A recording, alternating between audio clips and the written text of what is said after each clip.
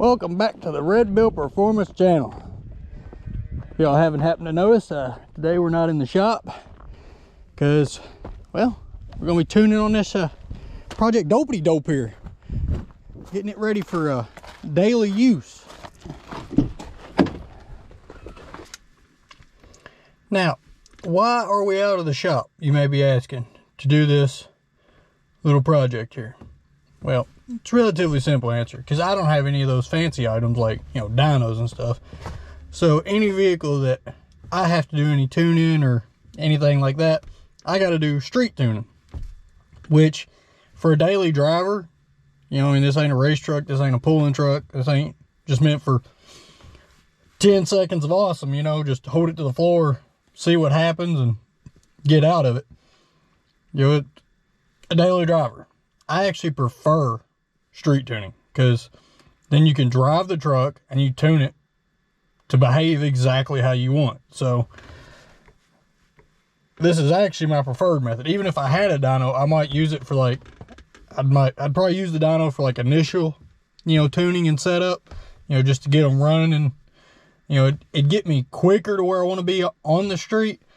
Like, it would be handy for initial tunes, but as far as actually daily drivability, I would still take them out and get them on the road. So that is my preference anyway. But yeah, the truck's been sitting now for about 24 hours. It's 40 degrees outside right now, and I can validate that here in just a second. Let me let's see.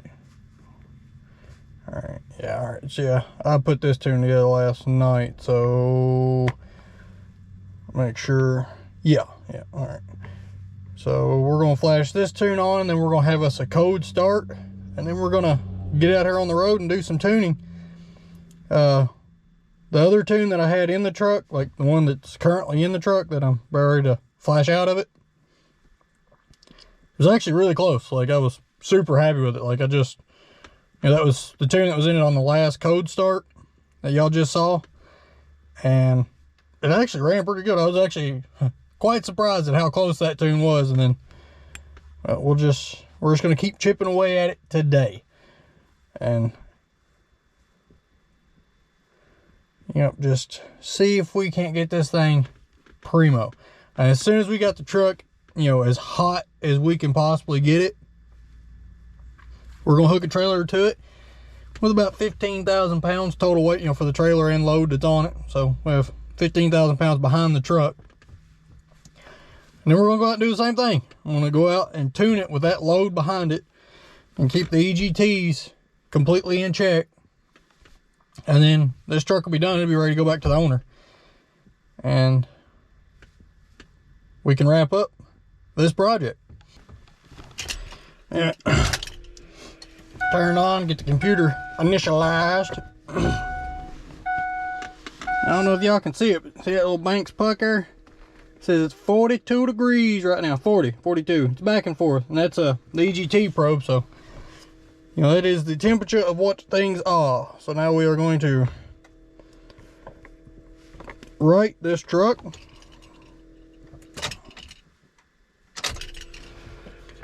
This always takes a few minutes.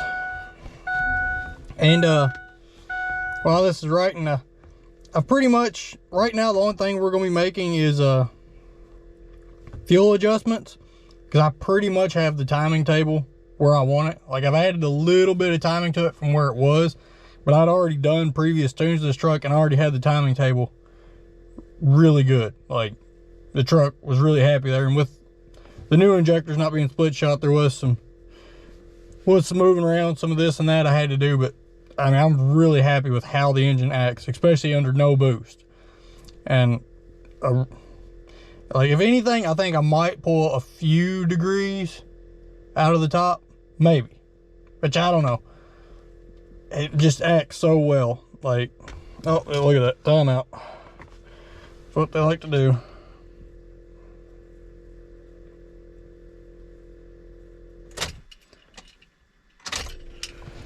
Anyway, yeah, I'm really happy with the timing table. So we're not even going to be making any changes to that. Like, pretty much I am just, right now the only thing we're going to be doing is chasing our fuel limit, because it spools up really quick, especially for how big this turbo is, and it gets going really quick, especially for a 7.3. My only problem is like, after, like, I've got, you know, it's all right, but after, I don't know, 10-15 seconds at full throttle, the EGTs come from a stable like 1300 to all of a sudden they just start climbing. So I'm still dialing back the fuel to get the EGTs under control. Like, it's still a little fat, but we're getting there. Yep, this thing here is gonna be picky today. Oh, unplug everything, give it a little wiggle. That's sometimes the stuff you gotta do with these things. All right, let's see if it takes this time. I think my computer's just being a little camera shy. Or maybe the truck is. It's probably the truck. But surely after we get done cycling the glow plugs 900 times, it should pop right off. And that's another thing. I've been working on that startup tuna. We'll see if it's better today. But, I mean, y'all know how it is. It's a 7.3. It's 40 degrees outside. I have purposely not plugged in the truck because, you know, I'm trying to make sure that the truck will start in conditions close to freezing. If it was freezing, I'd actually prefer it to be a little colder. That way I could really get this thing, you know, cold weather, I don't know how to word it, just get it, just so it wouldn't be so cold-blooded. You know, I would try and tune it to where, you know, if he's in, because he works up north a lot, so I'd tune it to where if it was actually 10 degrees, the truck might start if it wasn't plugged in. And, you know, that's always been the trouble on these 7.3s and 6.0s and stuff. When it got cold, oh, my uncle, he had a 6.0, and if it was 50 or 60 degrees outside, if it was below like 60 degrees, when you started the truck in the morning, it would miss on like 4 cylinders for like 10 minutes before it finally come around and, you know, everything was working together good. And I mean, that's just, I don't know, my experience. That's how we had a farm truck 7.3, and I'm gonna go ahead and tell you, if that thing had set for more than 24 hours and it was below 70 degrees, which, I mean, this was years ago. I mean, I was really a pup back then, but we wasn't even working on it. But yeah, if it had set for more than 24 hours and it was below 70 degrees, you had a jump box on one battery, you had a tractor on the other battery, and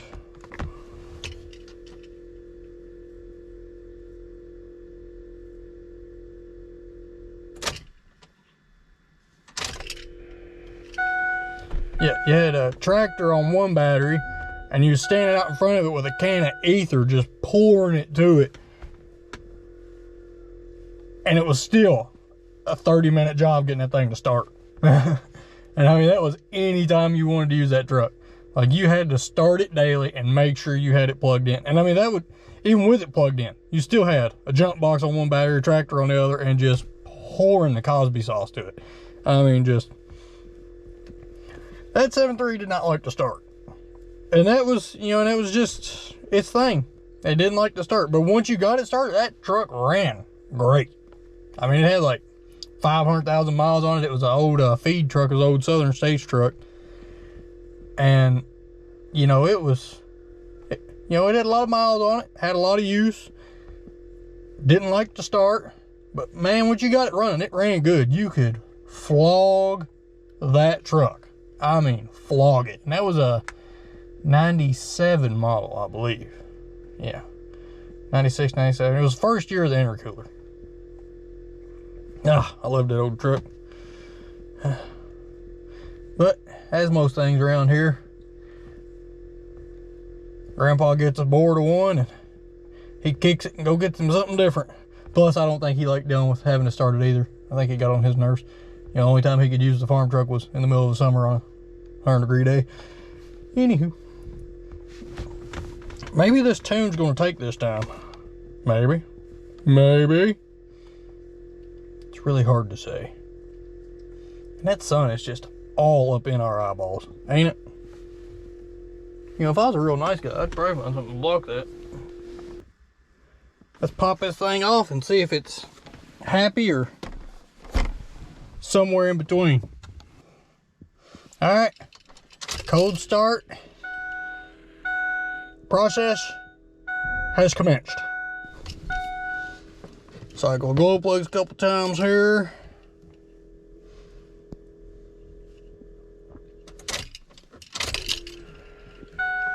I got the dwell time turned up a little bit on the glow plugs too, you know, just to help out on the starts here. I think 3 should be sufficient.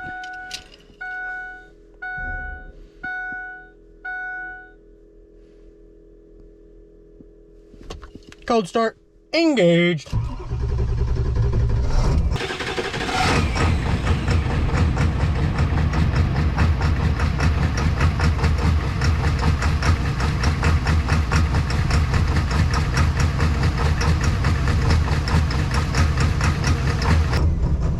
Oh, wow.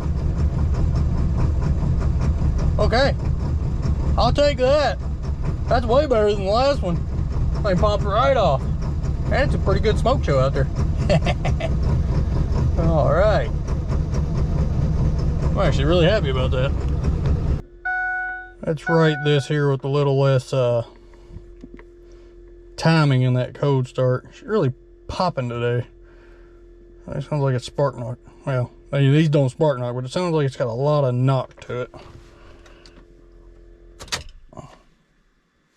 A lot more than what it had. A lot more than what it's had, but everything's getting seated in, so I don't know. It's hard to say.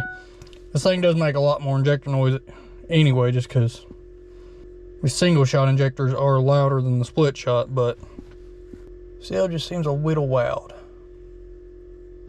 And that wraps up this tune right. We can fire it back up and see if it's got a little less pop in it. And also too, there's probably always a chance that I might have blew out a manifold gasket or something. Oh, okay.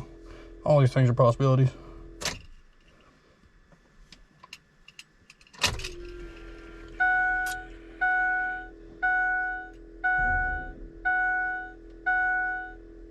Huzzah!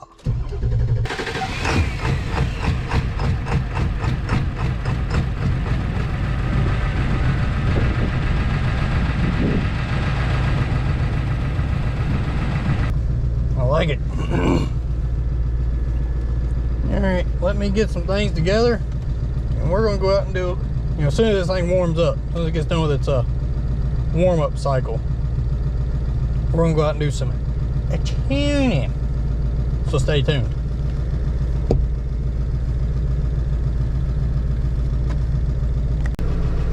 Yeah, and I don't know if y'all can tell or not, but it's got way less knock to it too. So I think pulling that bit of timing out that I did on the code timing table, I think she likes that. Even cleared up a little bit of that code haze that it has. Yeah, I still haven't got all that tweaked out of it, but see my breath.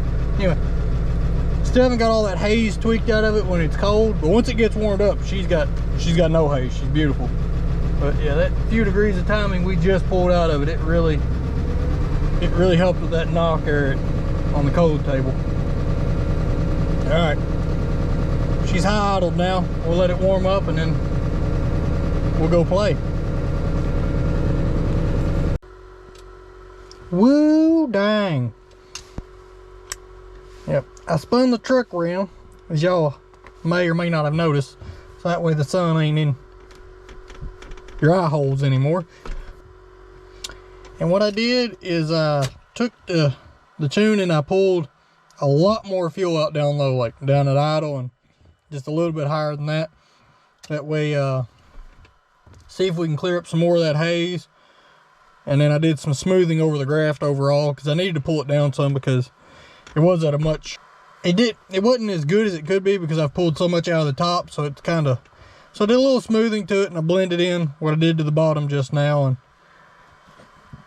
we're gonna see if it, you know, maybe we cut a little bit of haze out of it. We'll see if it even starts. That's always a possibility.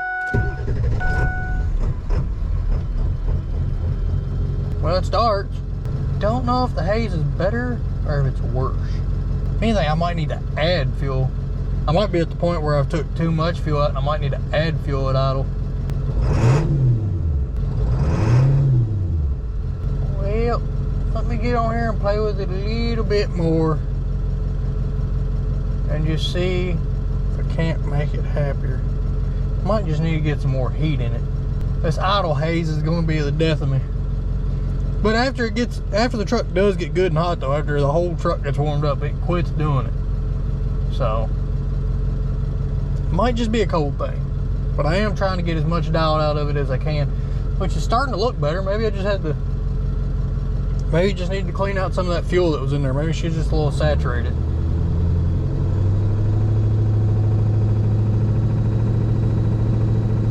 It's hard to say. I don't know. Let's take her out and get her good and hot. See how she likes that. See how it responds to getting a little heat in it. It's not perfect, but it is far better than what it was. Like I said though, once it gets real good and hot though, it quits doing it all together. So maybe I still need to pull some more out. Which, I mean, I did have to knock a lot out of the cranking fuel to get it to start up quick. Like, the reason why it wasn't starting up fast is because it had way too much fuel in the cranking fuel, and I had to bring it way down. Like, I mean, you wouldn't even think, from the difference from what it was to what it is now, you wouldn't even think it would start, but it loves it. So I might still need to just pull out more fuel. It might just still be a little fat on the bottom end. Interesting.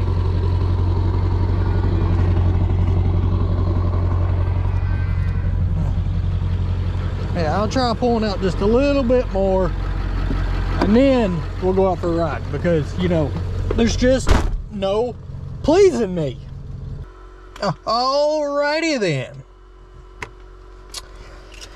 Okay, that new file is uploaded, and essentially what I just did was I took everything that was at idle, you know, the fueling, and I took about 80% of it out. So if the truck even starts right now, I would be amazed.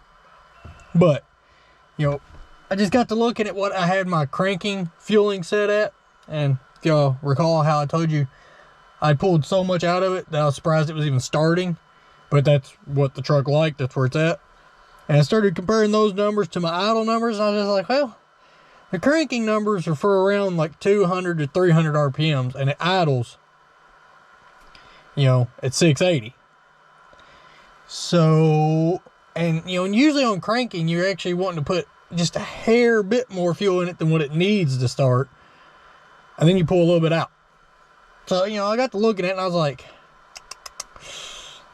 yo, let's just cut its head off and see if this works. You know, I've tried to not let too much more heat build up in it because I'm really trying to get this idle haze out of it. And, you know, if I have to let it completely cool off and attack it again, I will, but it's just bothering me. So let's see if it'll start. Okay.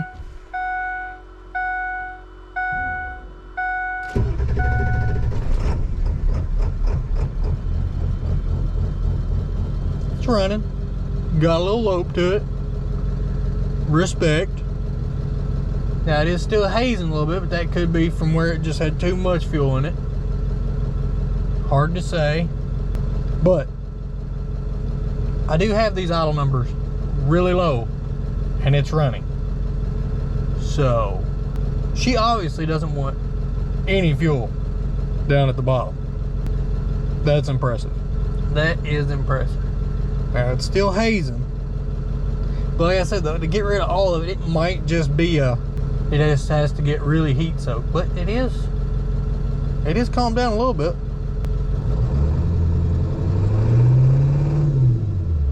Pedal comes on really smooth now. Ooh, black smoke.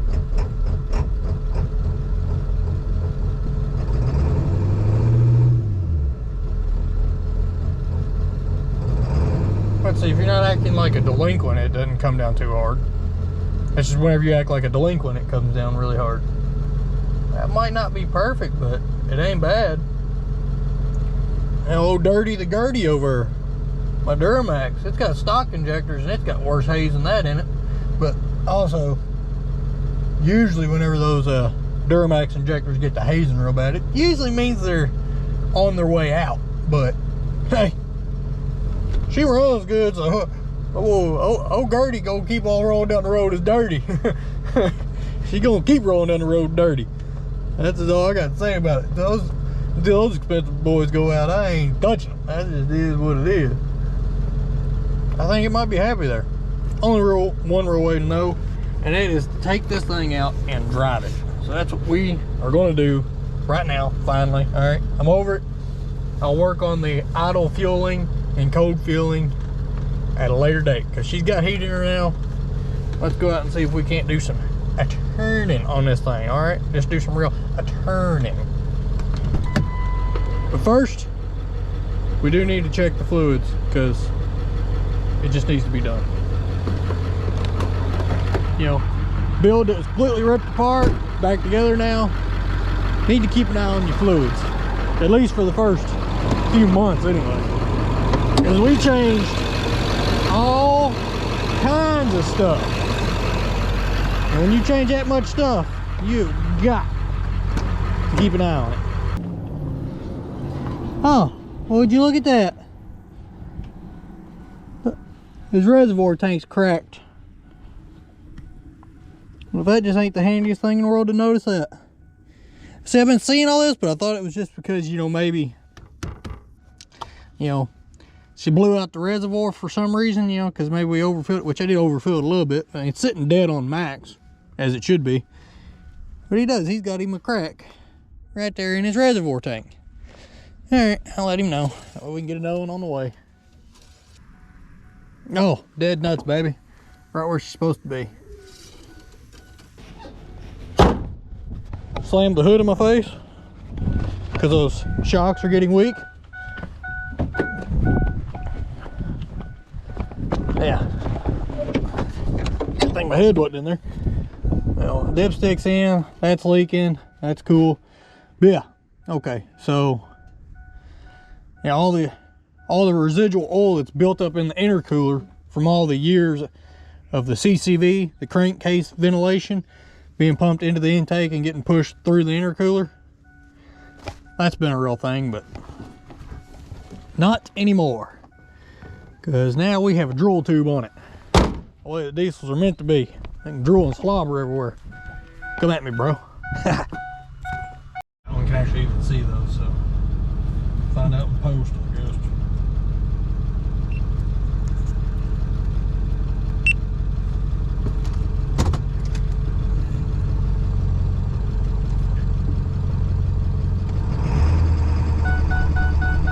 push.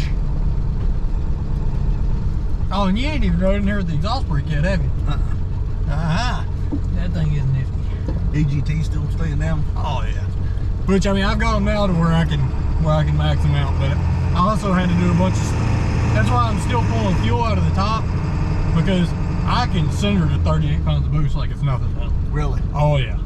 I got her figured out. Oh shit. Yeah, I've had to pull a lot of fueling out and do a lot of adjustments here and there just to keep the boost down to like 32, 34. Like, she will come to life now. And I've got a lot of the smoke out of it. I mean, it's like half throttle and 28 pounds of boost. Yeah. She's got a lot more life. Oh yeah, like I said, that's like half throttle. Like, I ain't even got her heat soaked yet. I don't even start flogging on it until I get her heat soaked. Like, yeah, she's got way more life in her. Should have been paying attention to the EGTs there instead of the boost, but still, that time they wasn't out of control.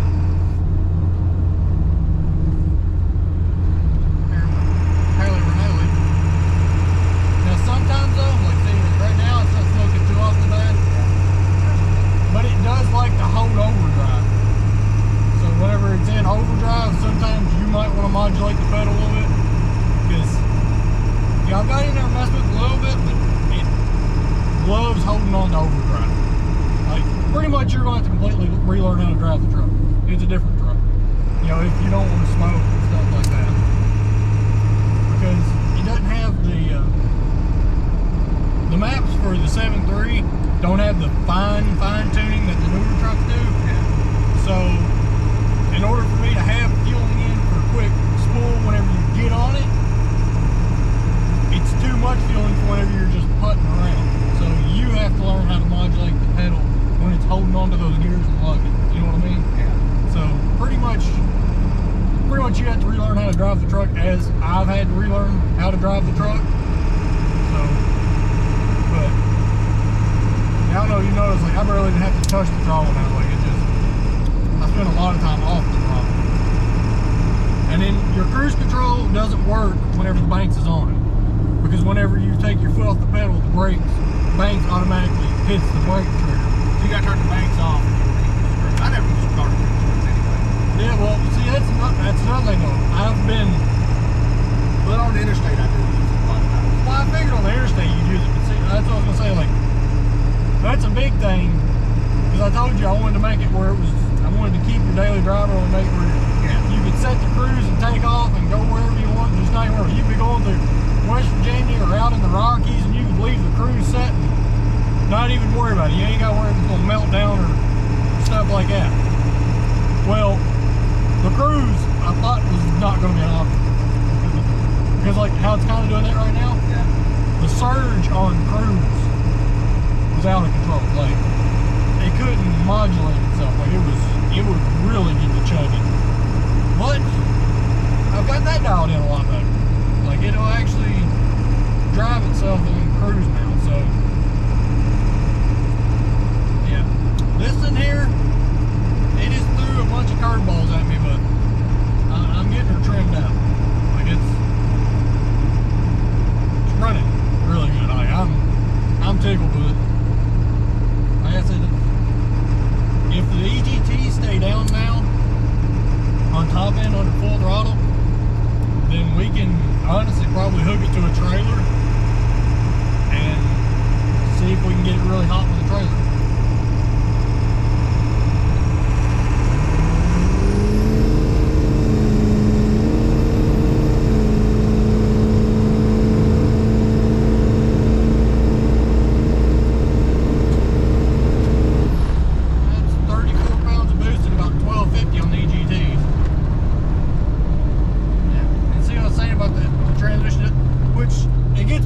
Transmission warms up too. Yeah. Yeah, you can't give her full throttle, and that might be something I might go over and talk to David, see what he says, because he's been talking about how he's actually tuning the transmissions now. Yeah. He might go in here and change some pressures. I might get him to adjust something, because I haven't touched the transmission, because yeah, I'll be the first to admit I don't know the transmission stuff. But if I can get David, you know, it might just need some pressure values changed. So that might be something I have to look into.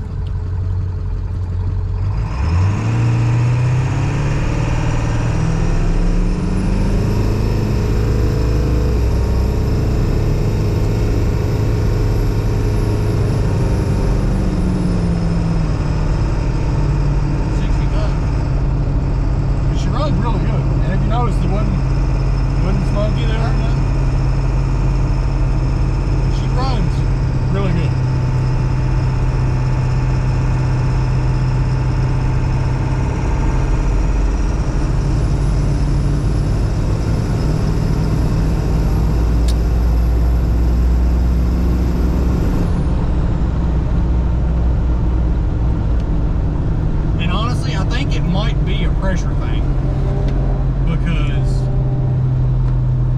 as long as the boost stays below 30 psi, it doesn't do it. It's once I get over 30 psi that it really starts doing that. Well, the truck's still got the boost forward on it, right? The truck does, but I've got the back pressure thing set to where that shouldn't be a problem either. So it might be a torque thing. We might be making enough torque that. I'm not sure if it's the torque converter unlocking or if it's it just not holding fourth gear.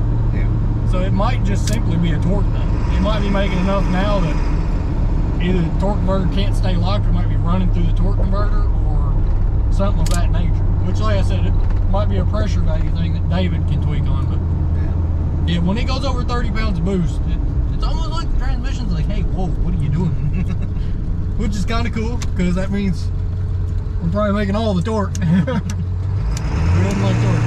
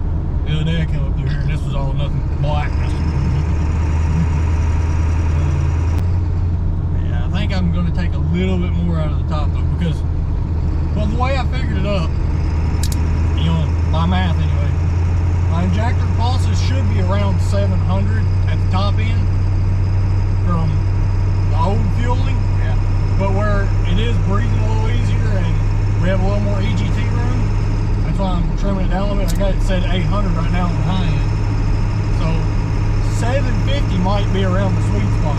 I'm gonna crank her down to 750 and see where the EGTs park at there, because they're still going a little high now, which lets me know once you got a trailer strapped to it, your EGTs are still gonna be too much. So, but man, this thing does not run like a 7.3. If anything, it runs more like a 6.0 right now.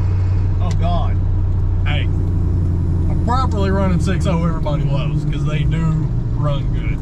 They run hot and they run good.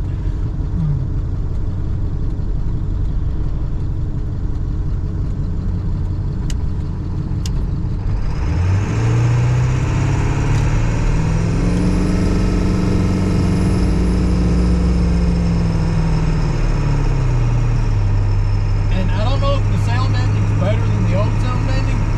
It's hard to compare. Because the motor is going to be louder. Yeah. Because I don't think it's louder than closer. Yeah, because you know these split shock, the split shock injectors, the whole purpose of those was to quiet down. Yeah. And with these, there is more injector noise, more actual combustion noise with these. So, I mean, we were able to sit here and talk at 65. Yeah. Which honestly, I think it might have been louder than this used to. I think it was. But I think used to we had to get quite vocal to talk to one another at 60 and 70. Yep. It's kind of like it was before whenever I first started tuning this truck for you. It's just night and day different.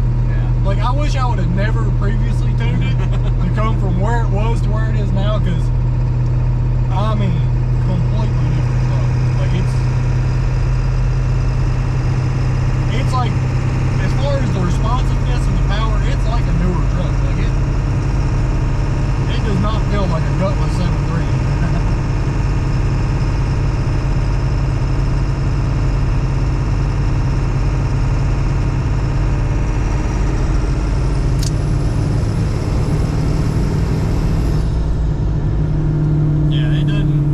even hesitate to make 24, 26 pounds of boost on it. And I remember It was maxing out at 27. yeah, used to, that was all she wrote, pedal to the floor.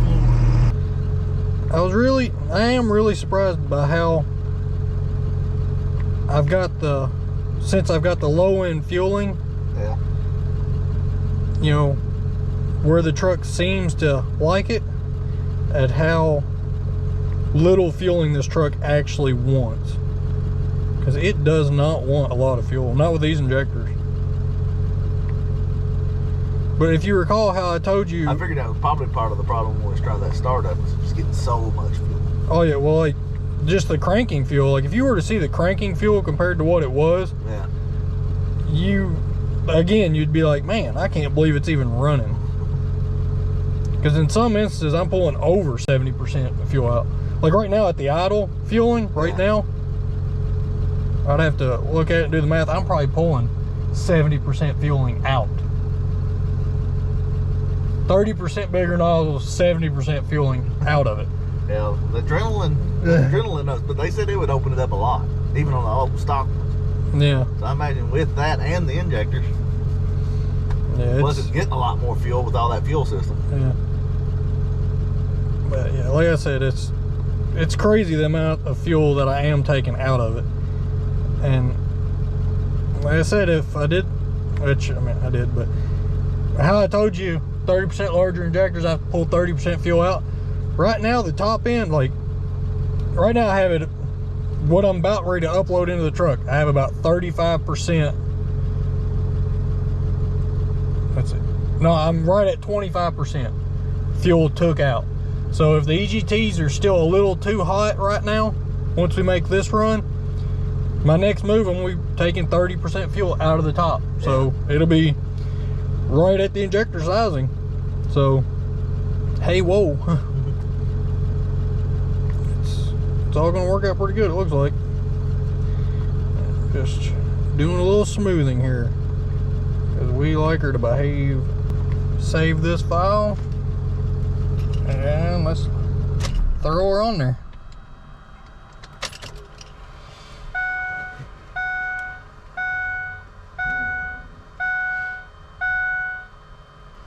If it'll write with you in the truck.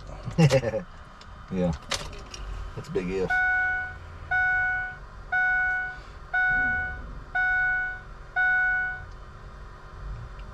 Has the check engine light ever come on? It still goes back and forth like it did. I seen. But with the HP tuners, Yeah. as far as the parameters that HP has wrote in for it to read on this truck, like when it's on, and I do the DTC read on here, it won't even pull up a code for it. So, if it is still like that emissions thing, just for the, I have no idea. like the fuel tank pressure or whatever, HP tuners didn't even care to include that because they don't even read on it. Yeah. Like I said, whenever that light's on, whatever trouble code it is popping up, HP tuners won't even read it. Back out in a little while. Yeah, it comes off. Sometimes, well, the other night when I was out driving it, it come on a few times, but most of the time I was flogging on it, it wasn't even on. Like, so, not 100% sure. I don't either. But I mean, you know, it's always done it, and it's always been because of that. It's done it since I had the truck. Yeah.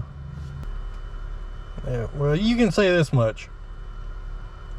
You know, your injector driver might go out, you know, just because it's old, but its life cycle, like, it's got a way easier life right now. Way easier. Yeah, your injector driver shouldn't have a problem running these injectors. The values are so much lower than stock everywhere. All right, we got that tune uploaded.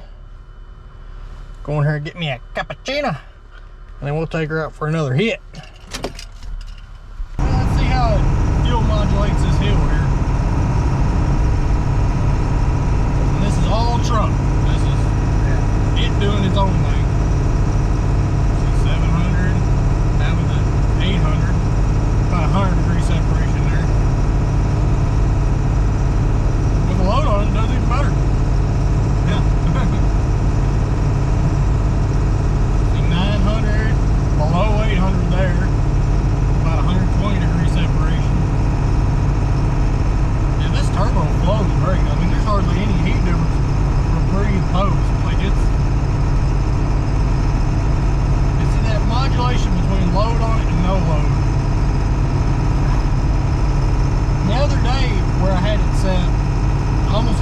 that, but I've had to change the map so much to get everything in.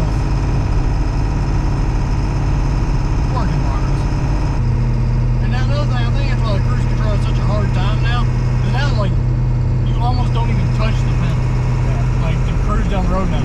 Compared to how it used to, you were like half throttle just drive down the road.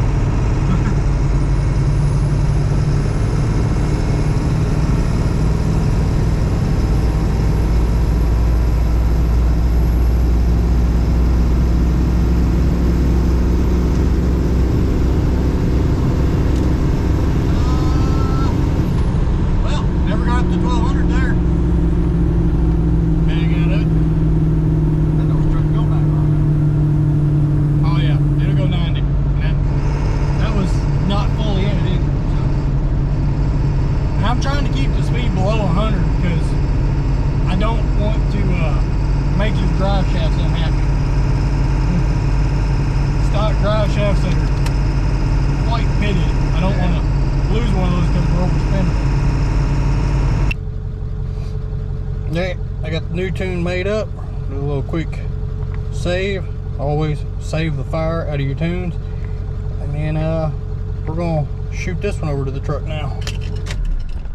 Be back with y'all whenever this 10-minute process is done. Anytime now would be great. Thank you. Alrighty, finally it's rope.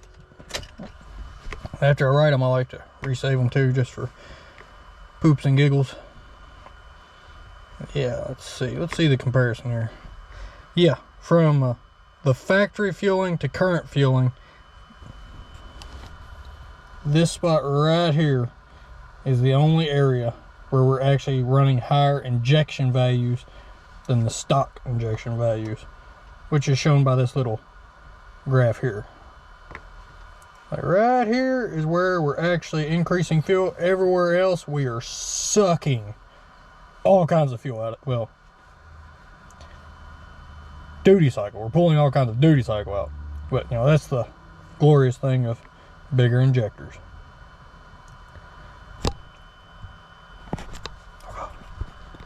But at any rate, let's go see if we got our EGTs under control now, so we can start the real tuning.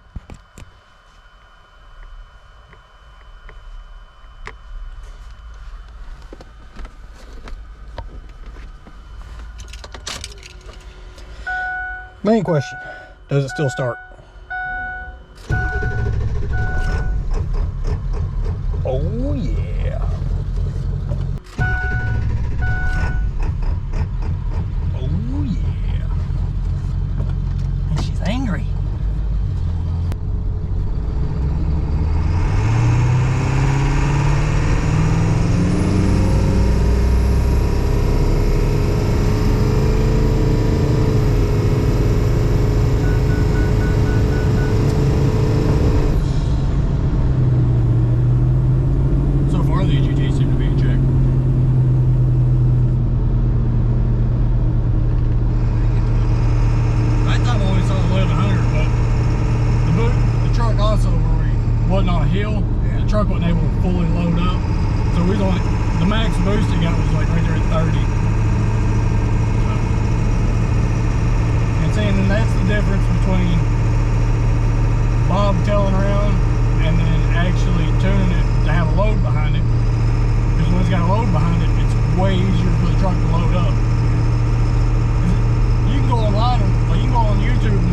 All day of like guys doing diesel tuning on a dyno, and they'll tell you, you know, it's not perfect because I didn't have my loading right or whatever, because it's so hard to properly load these, you know, on a dyno to actually tune it. So, and that'll be, if you ain't got a trailer or a good long hill, it's hard to actually properly get them loaded up and tune them on the street too. But we got enough hills and stuff here that we can get it close enough where we can strap a trailer to it and do the final tuning real quick, because it'll just be so close already.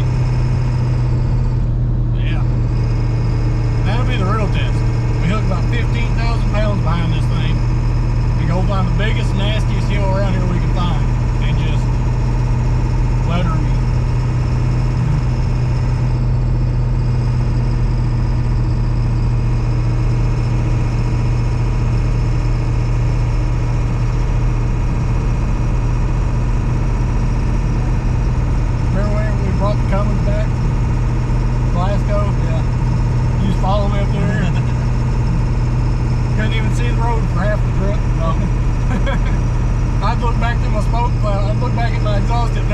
while and see a Powerstroke popping out on the side of the road. It got moose power. Yeah, and his moose knuckles up. Look at me, I'm a dodge.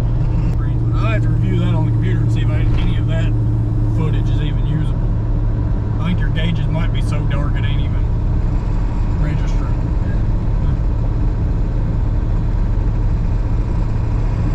Which is unfortunate.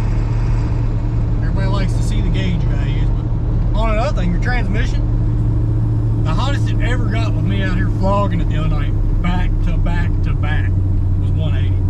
Normally it stays anywhere from 140 to 160. I don't know if that's where it stayed before. It stays right in the middle on that right there. Yeah, that's just a dummy gauge. Don't even work.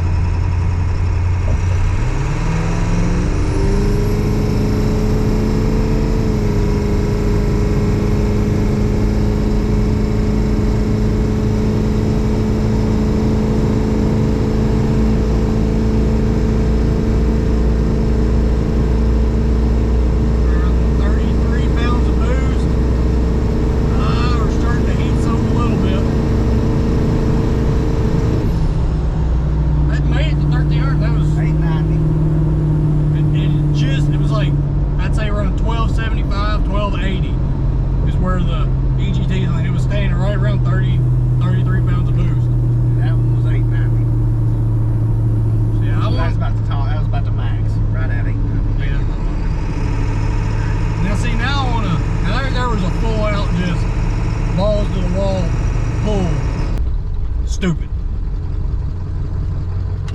You gotta move. Yeah, hell, I'll wait for him. Had to pull a little bit of heat out of it. Like engine wise, it's fine. I guess they're coming in here too.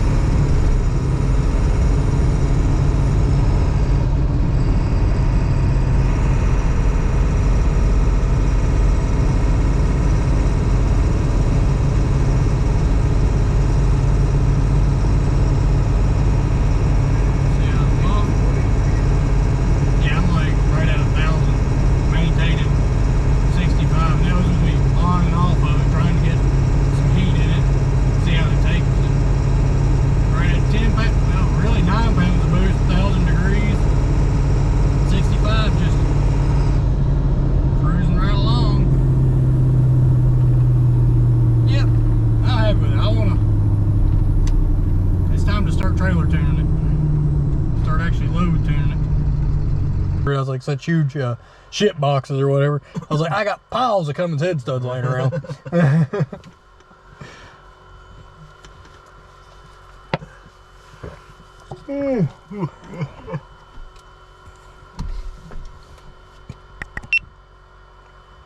All right. Add a little bit more fuel back at the bottom end. I had to fatten the bottom end back up a little bit. It was a little laggy on the bottom. I took too much fuel out, so we'll see if this acts a little bit better. But as far as the top end goes, it's pretty good.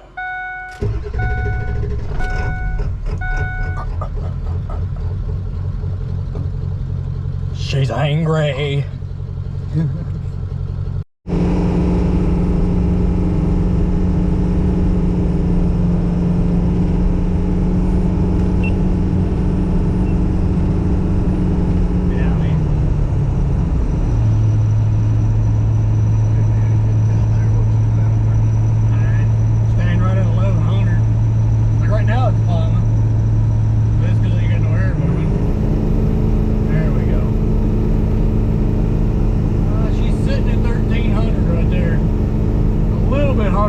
I'm pretty sure I can probably pull fuel out of it right here.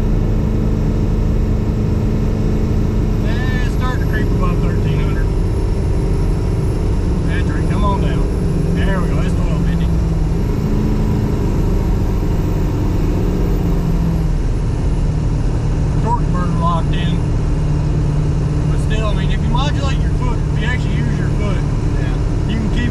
right at 1250.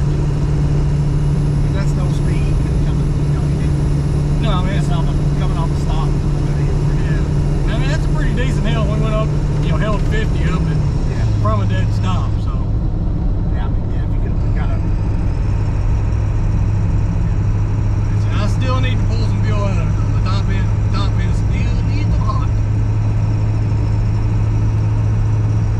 Yeah, I need to pull her down to.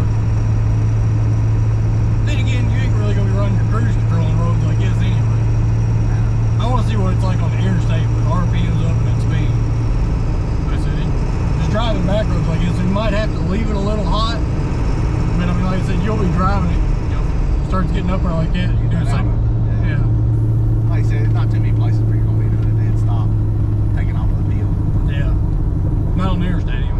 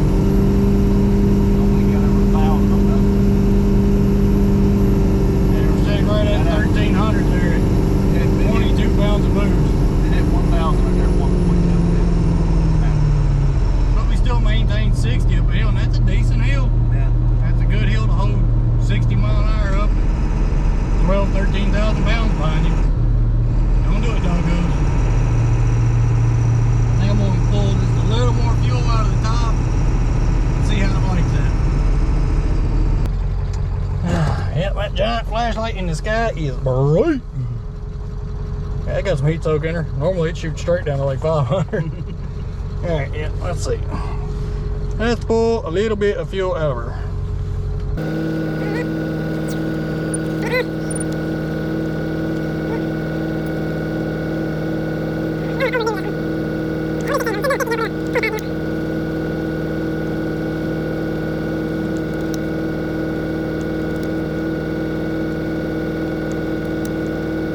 Okay, that is all of that pulled down a little bit.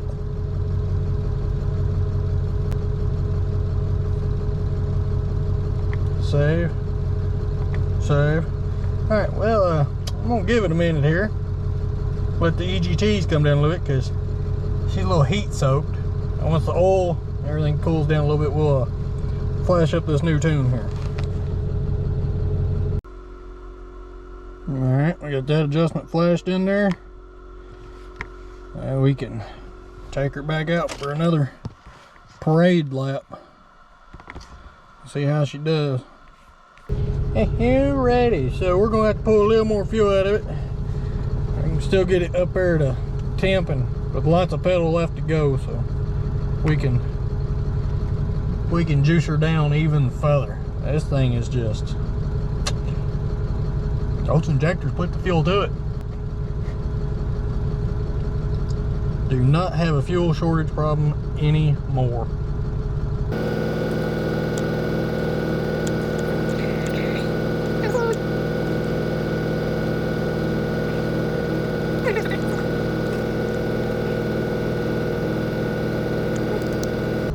Really, I could probably take more than this out of it because I still had all kinds of pedal left.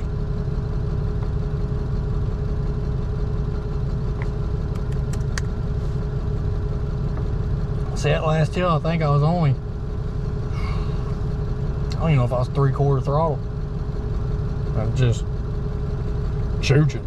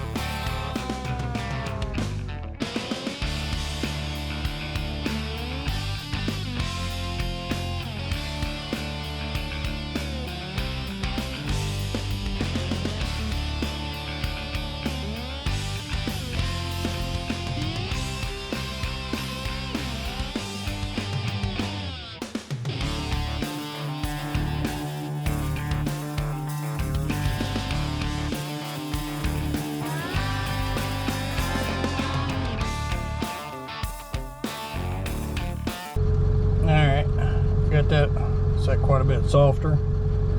We'll see how the truck reacts to that. See if it likes any of this here. Save. Oh yeah, she's cooled off. We aren't, but it is.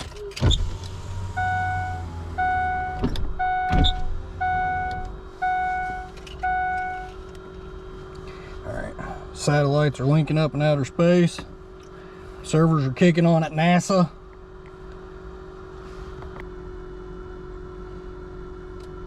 Alrighty, tune, softener, applied. I'll save again. Alright, let's close out here and let's actually hit the intro state today, or parkway, or whatever you people want to call it. What do you mean, you people? Head out, Seabiscuit. So angry, it's always barking at people. Yeah, you really can test it. Yep. So are you more of a 65 or a 70 guy? 65. It's usually when this truck lights. Now, it might change now that all this is done to it. Yeah.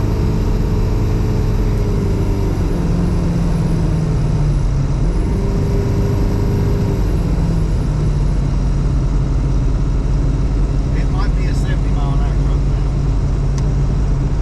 That's a 65. I just don't know if the RPMs will be here at 65, you know what I mean?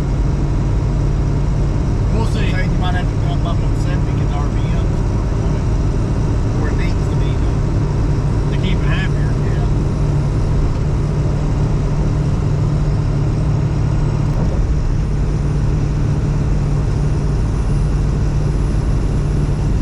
It's coming on good. See, it's a decent little climb right here. Right about 18 pounds of boost. See where the EGTs top out at. They're still slowly climbing. 18 pounds of boost. Sitting at like 1200 degrees. Oh, she downshifted. Alright, now we're doing 31 pounds of boost. 1300. Well, actually more like 1275. 1280.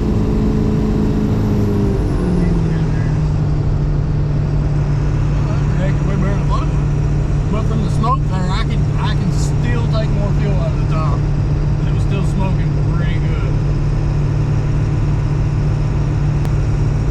And I know you don't get your best fuel mileage at 70. You probably got your better fuel mileage with the RPMs a little lower, but oh god, that door come open. It's on that side, it's okay. As long as it don't fall off. Alright, about to downshift here in a minute. EGTs are about 1200. Well, that's good. I mean, it's downshifting like right as the EGTs get to the point where it needs to downshift. 65. Yeah, right about 66-ish. It downshifts, brings it back up to speed. I mean, it hasn't went over 1300 yet. I can just tell by the smoke that's coming out, I can take a little fuel out of it. So I think we're getting pretty close to where it needs to be. It didn't go over 1300. Which I'm not going to sit here and say I'm an expert on these Powerstrokes. I mean, I'm a Cummins guy. I know Cummins, you can park them at 1250. On the EGTs, you can park them at 1250 and leave them there for an eternity. They don't care. But I was watching on Power Driven Diesel's videos. They've been tuning that 6.0, and he acts like 1300 ain't nothing for it to get done right at 1300. So, you know, if we're blowing up right now, I'm not going to sit here and say that it's his fault, but I'm not scared of 1300 because he acted like it was no big deal. So, but I do prefer the 1250 range. So, I'll probably still pull a little bit more fuel out of it.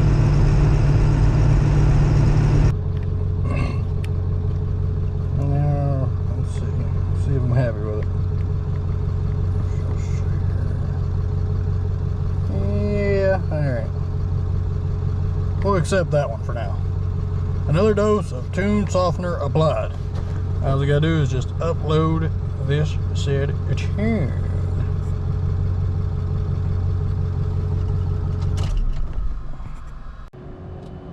Alright, tune is applied. But I do believe I'm gonna go in and make one more change because it's still real hazy. I want to look at the cranking map real quick. Let's see. At 140 and all the way up to operating temperature, it's only at 25 when it's starting, and that's down at like 33 at 60. Yeah, I'm gonna turn down. I'm gonna turn down the idle fueling even further.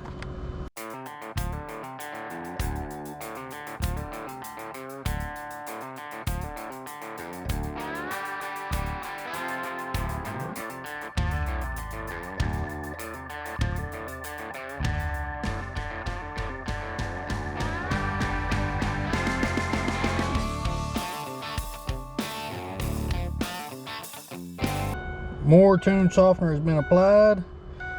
We're going to upload this file and see if the truck will start. It's scary. All the tune softening has been applied. If I get this tune any softer, you might as well, I don't know, stick a cord in the bumper, because she's gone electric. We're green around here. Alright, let's see. Hit the old save button again here. Watch out, save. I'll shut her back down and. Well, hang on, we gotta see if it starts before we get too ahead of ourselves here. Did pull a lot of fuel out of it.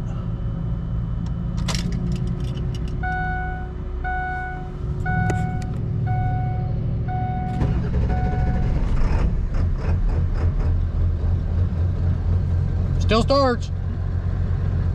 Still runs. Still even hazes a little bit.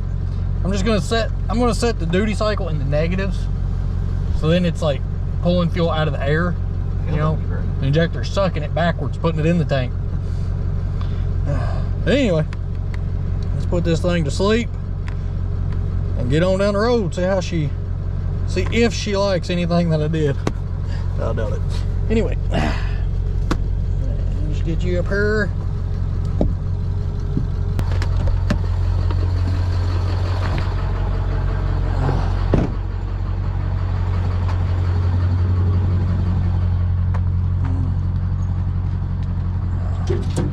See, it did just rest on the handle. Yeah. But I don't want to cut the cables because I really want to fix the door. But Right. Yeah, let's just set it back up there. It'll either ride or it won't. I mean, it made it this far. Yeah. Cool.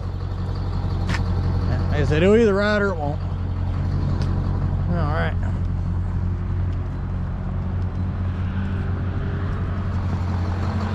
For all y'all wondering, this is our test platform. I was gonna put my Duramax on there, but apparently it was too long. We couldn't shut the ramps up, and I didn't feel like dealing with that problem right now. But this is our little platform for tuning. Oh yeah, that ain't going anywhere. Good and tight. All right, let's get this thing going down the road.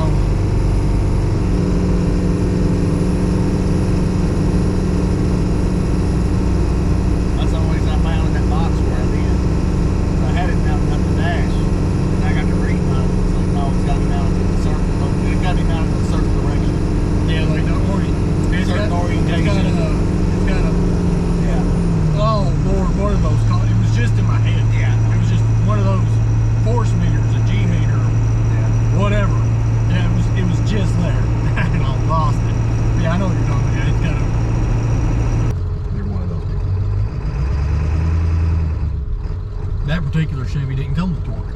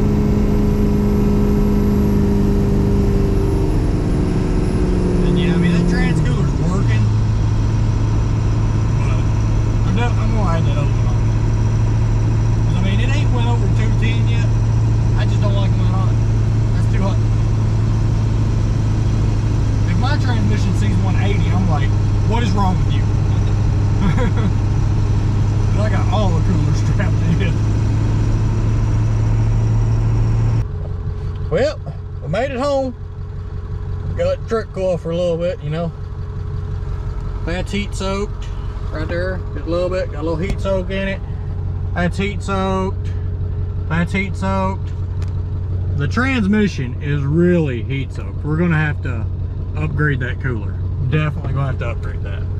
But as far as the tune, EGTs are not hateful. That drive home, it did really good. And for, you know, what we guesstimate around 13,000 pound load, honestly, it towed it like it wasn't even behind it. Like, it didn't even care. So, huge win. Like, I got a little bit of fine tuning I'm gonna do, little micro adjustments, but this in here's good. We're gonna send it home with the owner here pretty soon. All right, we're gonna make the last few adjustments to this that I think that we're gonna make.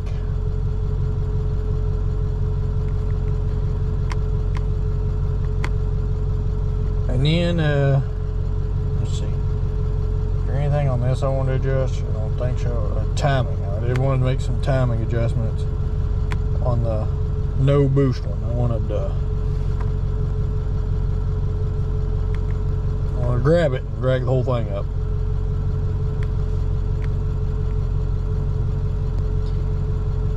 Maybe that's what that knock was at 22. Why is that there? Why is there one high? Well, I didn't do that. Oh, that's why. I went through here on this side of it. Okay. You know, that right there, that's not supposed to be there. I bet you it's probably right in the fuel range that we was running at there at 2200 RPM. That's why it had such a knock to it. Bet. Lord had 29 degrees of timing in it there. For what reason? There wasn't one.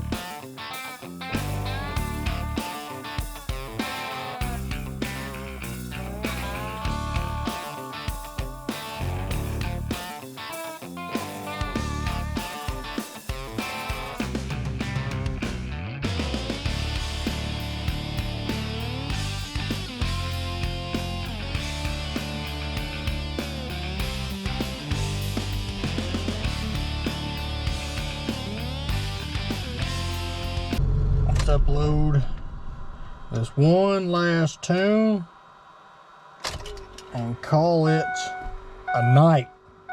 We'll finish things up tomorrow day.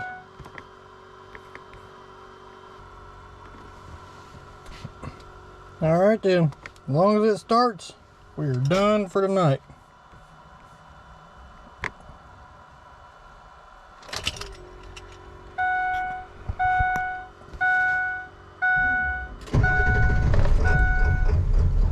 Oh yeah, good deal.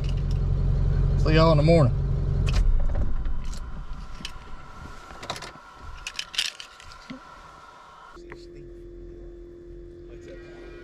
All right, and I know last night I said that was going to be my last tune, probably, but as most probablys go, that was a lie. I just got to looking at things last night, and while I was fine tuning, I made a few more adjustments. I took more fuel out of the top end here, just a little bit. And I set all of our boost restrictions. I took care of all that, you know, through the airflow. Come over to the, or that turbo turret. Come over, I set all of our maxes and mins and stuff, and then on the exhaust, I reset all of our back pressure settings. Let's see here. I'll open the compare file.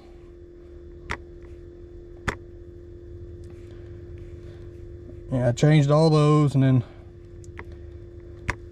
I got real bored and real googly, and I got to reading all these suggestions it gives down here at the bottom on the shift side of things, where I wasn't happy with the shifts. And you know, if you actually pay attention to the suggestions it gives you, you'll learn a lot. But I haven't been making any transmission changes because I didn't want to get over into the shift pressures, because I ain't gonna lie to anybody, I'm not a transmission guy, and I don't exactly know how all these slopes and -8 PSIs and like I'm just not a transmission guy. I don't know how all this works. And then you get over here, and then these are the torque values, which they're not measured in, you know, full torque. You know, it's measured in small units, you know, like, well, -128 to 127, and that's how you adjust your torque, you know, for the TV pressures in the transmission. And I just, cable TV systems, you know, like mechanical systems, those I know, and those I like playing with, and I can adjust shifting, and the mechanical ones are easier to use and more reliable. This all this Auto Magical and Pixie Sticks TV scheduling, I don't really know it, so I haven't been in here messing with it. Like I said, you get to reading the prompts down here, and it'll actually let you know what you need to know. So if you go all the way back here to the general tab, and you go to this torque based shift scheduling, if you read down here, it's the master enable and disable of the PPH torque based shifting. Disabling this will force the PCM to always use the shift scheduling. Well, this is the shift scheduling, where you can mile per hour base your shifts right here. And this is what I've been trying to do, and I never really understood why it didn't take whenever I would change these. It would just like completely ignore everything I put in here and would still continue shifting as it always has. And that's because this is its secondary. This is its backup table. Its primary table is the TV pressure table, which is all these tables here. And I was unaware of that. But now that I am aware of that, and I don't want to mess with any of the pressures or try and figure this out, which I will one day. One day I will actually learn this and figure out more on this side of it. But I don't need to right now, because I just switched over to the shift scheduling. So I can RPM and mile per hour base all the shifts, which should in theory take care of, I should be able to get it to run better and give it better driving characteristics, give it better manners on the road. That being said, I've got all that adjusted, I've got all that played with, and we are going to write the new tune to it, and then I'll send y'all off on a cold start, because I know y'all enjoy those. If it'll even start, it's hard to say.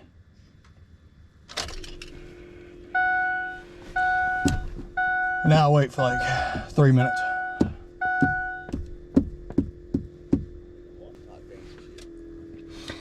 Finally, there we go.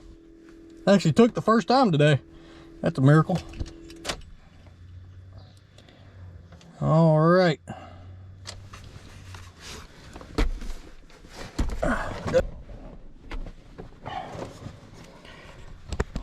All right. We will cycle the glow plugs about 3 times and see if she'll start. And according to the EGT probe over here, it is still at, right around 40 degrees, which I think that's just as low as it'll go. I think it's actually colder than that outside. So we'll see how she fires up, if it does at all.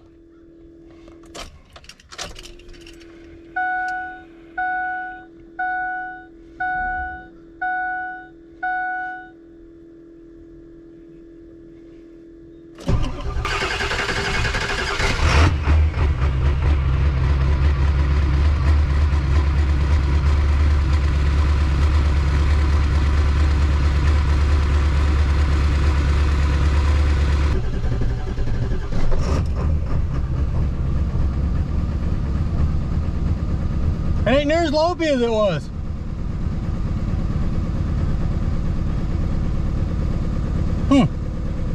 I guess all that fuel I pulled out of it was for a reason. I said, I guess all that fuel I pulled out of it was for a reason. Yeah, no, that's the first.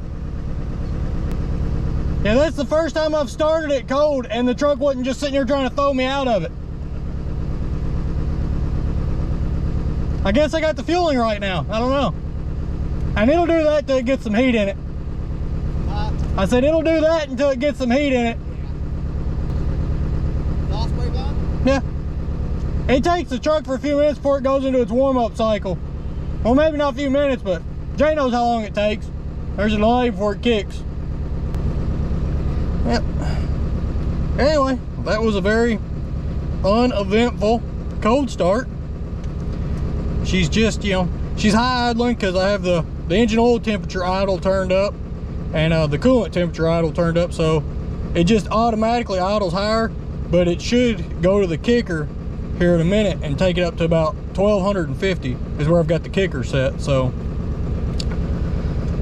yeah, I let it sit here and get some heat in it, and then we'll go over and put that trans cooler on it, and then we'll take it out for another rip.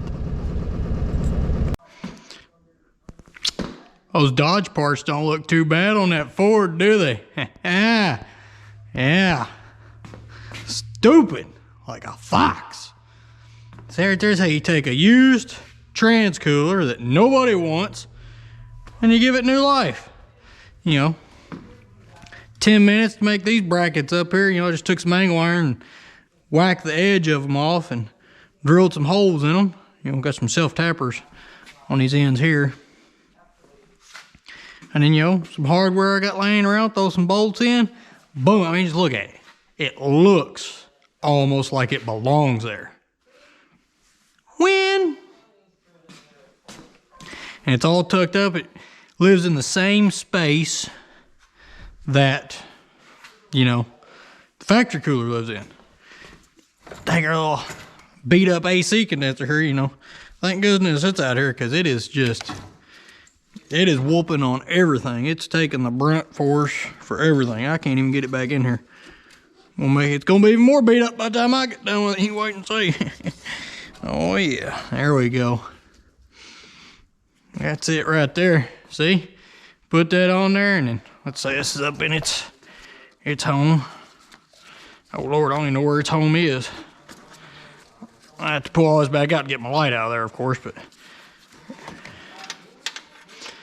that goes there. Boom. And you got all that fanciness right down in there.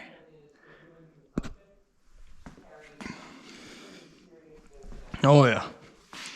Now I did have to make a service loop out of one hose. I had to run one hose up this way and back over, just because, I had to do a wrap on the frame because the hose would kink trying to get it in there. Yeah, On get. And you, come on up out of there. Over. Yeah, there we go. Anyway. And as you can see, I got the feed line. Let's see, get y'all down here. There's the feed line. This one coming from the tranny. Comes up here, pushes into this one.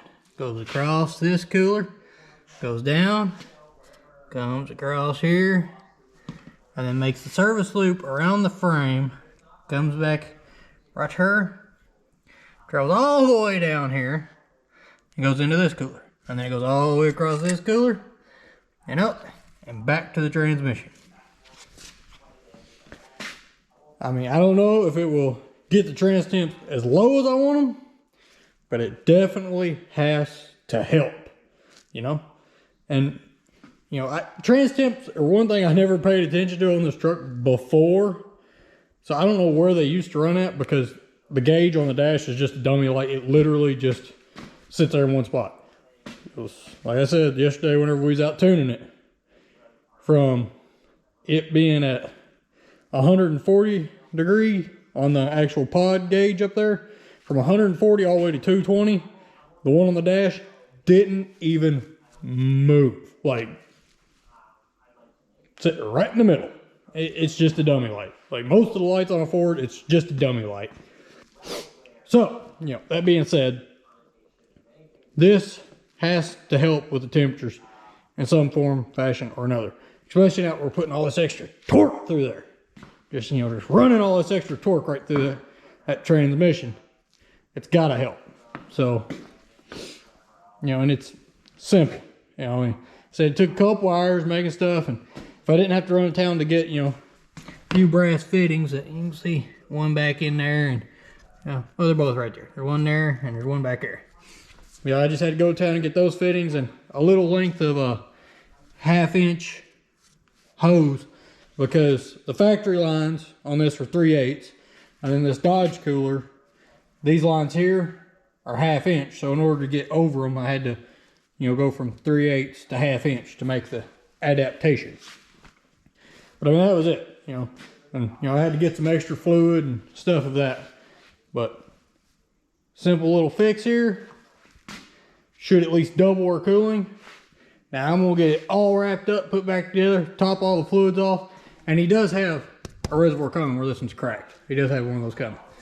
But yeah, I'm gonna get it back together, and then, you know, come tomorrow, we'll get it out and hopefully be doing the last test run, because, you know, I mean, when I unhooked it from the trailer to bring it over here, you know, I might have took it on a little hot lap, you know, here and there. And I'm gonna tell you, this does not run like a 7.3. At least no 7.3 that I am used to. So I am very, very happy with it. So let me get it back together so we can get back to actually driving this thing. And then we'll do a wrap up on the whole project. See y'all then. Last tune change? Probably not. But, you know, there's nothing wrong with wishful thinking. Yep. All I have to do is write this final tune. Well, write this tune. Dangerous to say final. But write this tune, and then give you another cold start, and if it starts, and then we will go on our way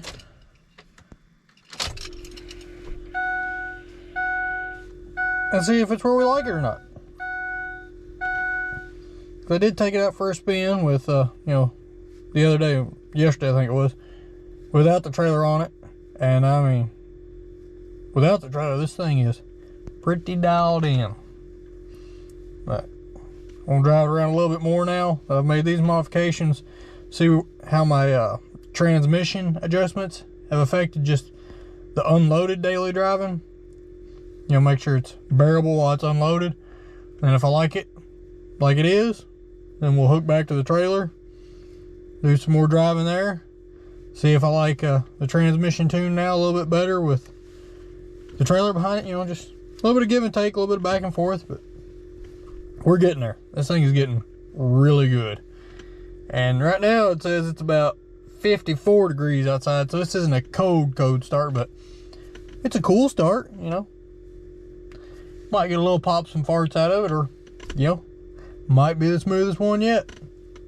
Hard to say. Alrighty then. Let's see if it pop farts or just giggles.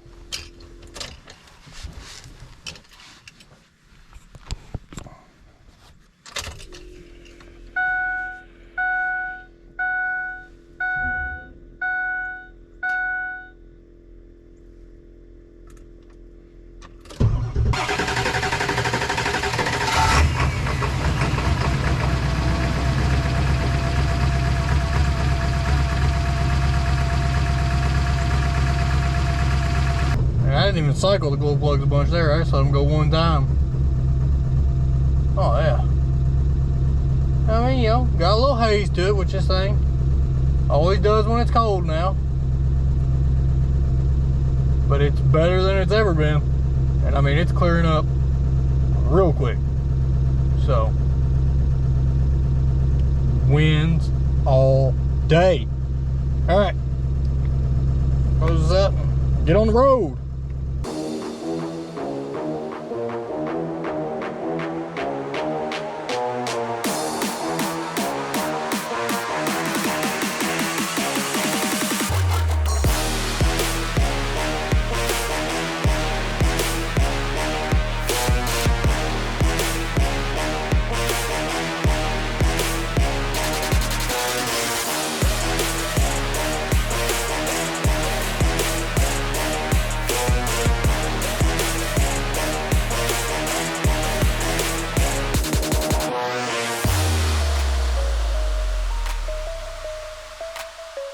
What happened? You may find yourself asking. And that's a good question. And I have an answer for you. If you don't install your carb sticker sent to you by Banks, the engine will in fact install a dent in its oil pan and a window into its block. Nifty. What is this? Oh, yeah. You know, I think that's a hunk of rod, boy. Yeah. Oofda. So remember, if Banks sends you a carb sticker, use it! We will be sure to put this on there next time around.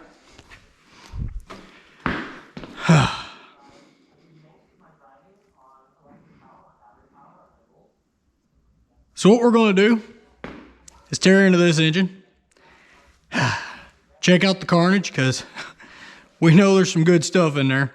I'm just hoping, really hoping, that a piston didn't, you know, stay up top or get through up top and didn't mess up anything in the heads.